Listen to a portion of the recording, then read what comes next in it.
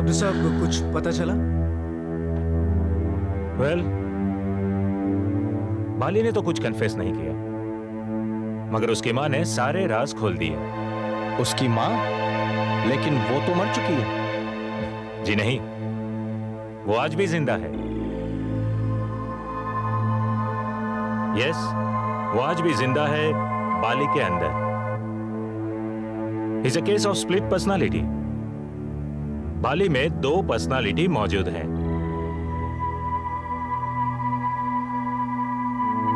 एक उसकी अपनी और दूसरी अपनी मां की, जो ज्यादातर बाली पर हावी रहती है।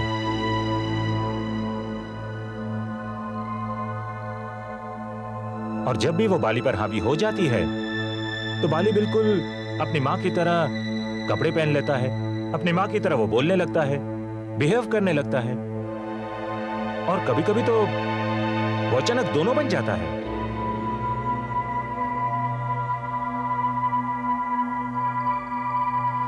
और आपस में दोनों बातें करते हैं, और वो यहां तक कि अगर कोई बाहर से उनकी आवाज सुने तो ऐसे लगे जैसे कोई दो अलग अलग इंसान बातें कर रहे हो।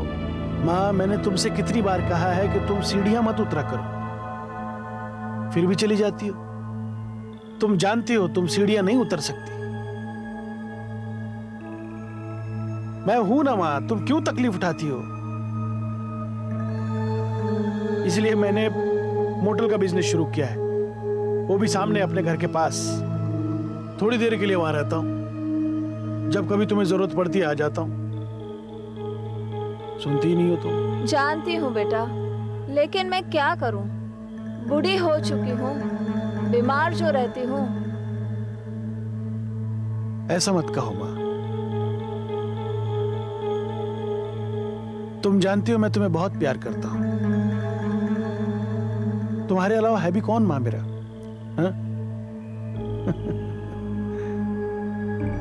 तुम्हें याद है माँ, तुम बचपन में मुझे कहती थी कि बेटा किसी से बात न करना, लोगों पे भरोसा न करना। माँ, मैं किसी से बात नहीं करता।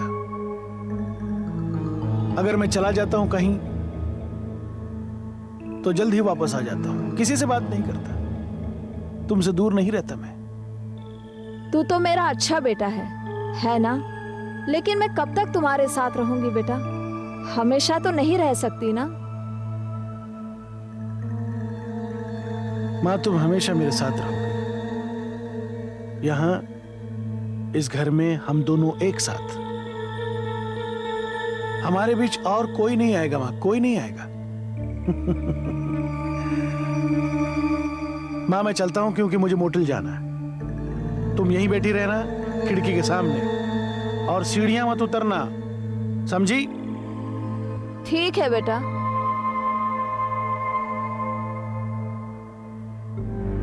अपनी मां की मौत के बाद मां की लाश को भी उसने अपने पास अपने घर में ही रखा। मगर क्यों? वेल, ये जानने के लिए हमें 10 साल पीछे जाना होगा, जब बाली की मां जिंदा थी।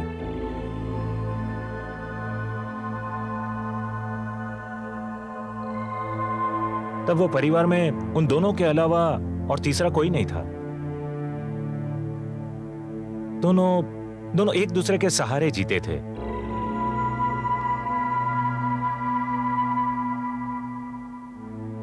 लेकिन एक दिन अचानक बाली की मां की जिंदगी में एक आदमी आया।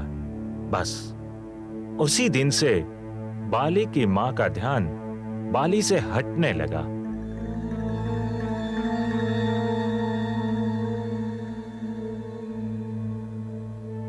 बाली उस आदमी से नफरत करता था, और उसकी मां भी उसे डांटने लगी थी।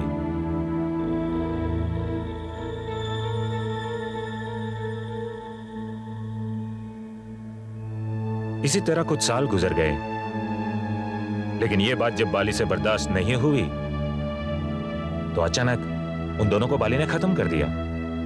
खैर, उस आदमी की लाश को तो उसने दफन कर दिया, मगर अपनी मां की लाश को अपने घर में अपने पास रखा, ताकि अपना बिखरा हुआ परिवार वो फिर से बना सके, और इसी तरह उसकी मां के साथ वो बात कर सके। और अलीशा, अलीशा के बारे में कुछ बताया उसने? उसका खून हो चुका है, वो मर चुकी है।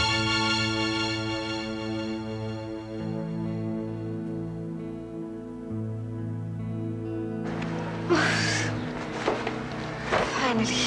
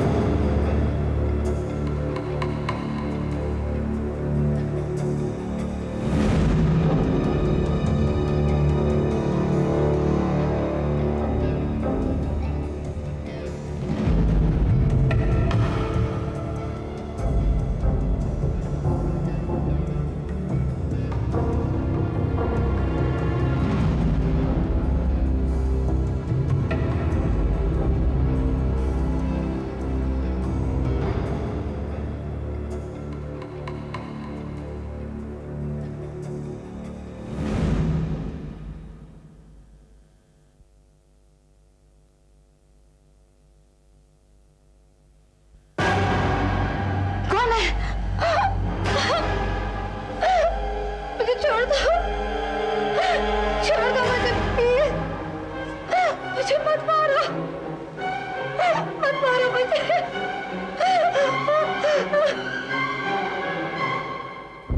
माँ, तुम क्या ये चाहती हो कि मैं जीवन भर अकेला ही रहूं? नहीं माँ, तुम हो मेरे साथ, तुम हो, मैं तुम्हें बहुत प्यार करता हूं। तुम जानती हो मैं तुम्हें प्यार करता हूं, लेकिन मां इसका मतलब तो ये नहीं ना कि मैं किसी और को प्यार ही नहीं कर सकता। मेरे जीवन में कोई पराई स्त्री ऐसे आ ही नहीं सकती। ऐसा तो नहीं ना मां? हाँ? इसका मतलब ये नहीं ना मां कि अगर मैं किसी के बारे में थोड़ा सोचूं भी तो तुम उसको मार दो? हाँ? क्यों मारा तुमने उसको? हाँ मां?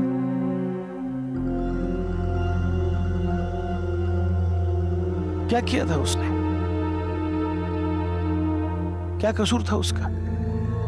वो तो एक रात के लिए आई थी, दूसरे दिन सुबह वो चली जाती वो दूसरे दिन सुबह। मैंने उससे शादी नहीं करनी थी मां, मैंने सिर्फ तुम्हें बता दिया कि वो लड़की मुझे अच्छी लगती है, तुमने उसको मार दिया।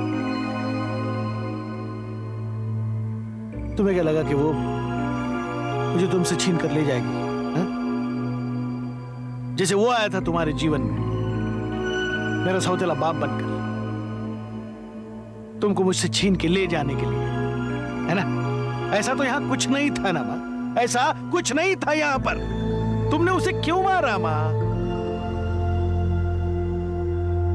क्यों ऐसा करती हो मां तुम? क्यों? बताओ मां, तुम ऐसा क्यों करती हो? कितने दिन सहूंगा मैं तुम्हारा ये गुस्सा? कब तक?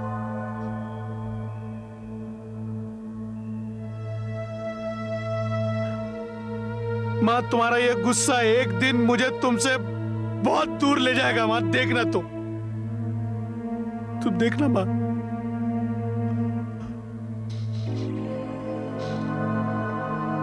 नीचे लाश पड़ी है उसकी, कहां छिपाऊंगा मैं उसकी लाश?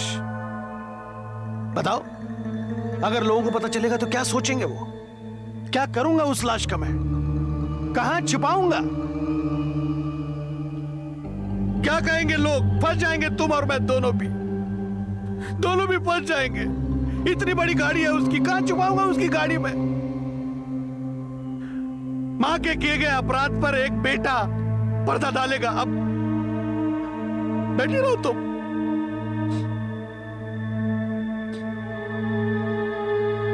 क्यों मारा मां तुमने उसको?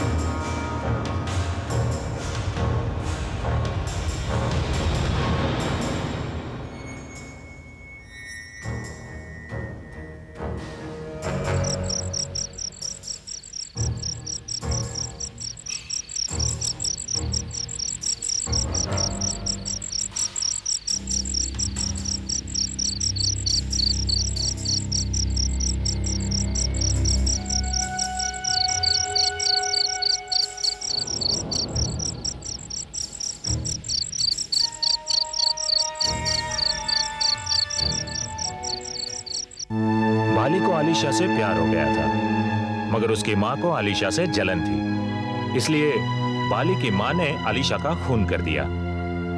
यानी पीटर और मीना को भी उसी ने मारा। जी हाँ, आज वो दोनों जिंदा होते अगर बाली के घर न गए होते। उनके जाने से बाली डर गया था कि कहीं उसका राज कहीं खुल न जाए। बस इसी डर से उन दोनों को उसने खत्म कर दिया। और मीना की लाश तो अब भी उसके कमरे में मौजूद है। और वो 10 लाख जो अलीशा के पास थे, उसका क्या हुआ? बाली ने जो भी गुनाह किए हैं वो वासना के नशे में आकर किए हैं। और ऐसे गुनाहों में पैसे कोई मायने नहीं रखता, चाहे रकम कितनी भी बड़ी क्यों ना हो। और मेरे ख्याल से वो पैसे आलिशा के साथ उसकी कार में खाई में पड़े होंगे। तो अब बाली का क्या होगा? उसे ट्रीटमेंट की सख्त जरूरत है। तो क्या उसे सजा नहीं होगी? वेल, कानून ऐसे आदमी को क्या सजा देगा जिसे खुद नहीं पता कि वो क्या कर रहा है। और वैसे भी अब बाली बाली रहा ही नहीं, उसकी माँ उस पर हावी हो गई है पूरी तरह से।